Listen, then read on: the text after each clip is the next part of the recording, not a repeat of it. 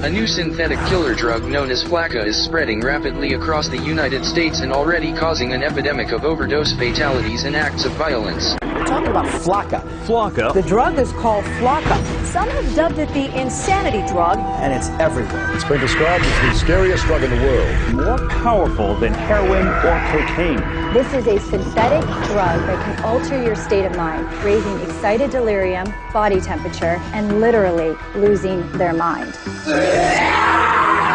They're all experiencing like superhuman kind of strengths. Or it takes 6 policemen to hold them down. That's a problem. Psychotic breakdowns, hallucinations, aggressive, violent behavior, Cannibalism and self-mutilation. indiscriminate violence when flakka takes over. We are living in the context of the end of the age.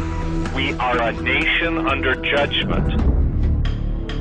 Welcome to stage 1 of the zombie apocalypse. It's been long theorized that controlled substances can bring people closer to the spirit world. Sometimes, however, what comes out of that experience isn't what you'd expect. And right now, our society is being plagued, dominated by an epidemic of controlled substances. In the 1970s, people were talking about peace and love, but nowadays people are coming back from bad trips and total psychosis. The number of overdoses are up, as are the cases of total zombification, i.e. demonic possession. The dark side opens people up to such possessions through lack of faith and environmental conditions. And while this isn't so much an issue with people of faith or orthodox practitioners, if your foundation is public education, if your dogma is militant atheism, substances like bath salts or flakka can be the ingredient that pushes you over the edge, an edge that you will never come back from. Weaponized substances such as bath salts and spice are being mixed into just about everything these days. E-cigarettes, chocolates, party drugs, with the intended purpose of fucking you up permanently. These are not the days to be experimenting with new things. These are not the days to be a party kid. Nefarious agendas are at play, and just about everything out there these days is being spiked with chemicals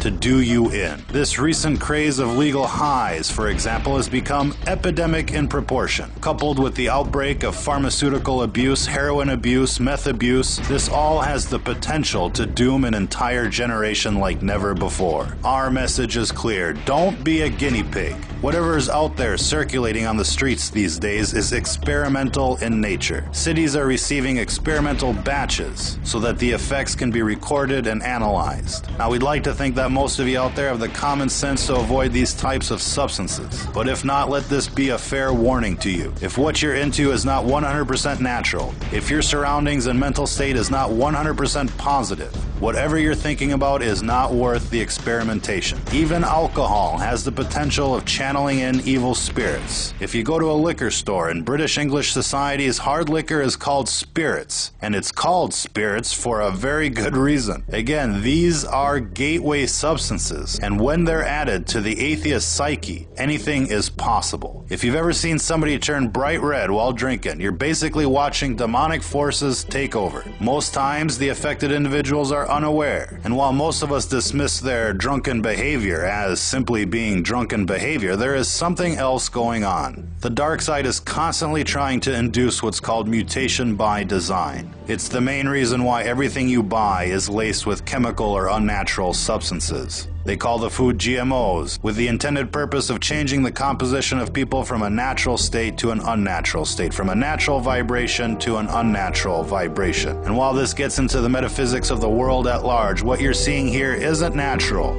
it isn't safe, and it isn't just psychosis. It's what happens when you stare into the abyss, and when the abyss stares back. If you're listening to this, you are the resistance.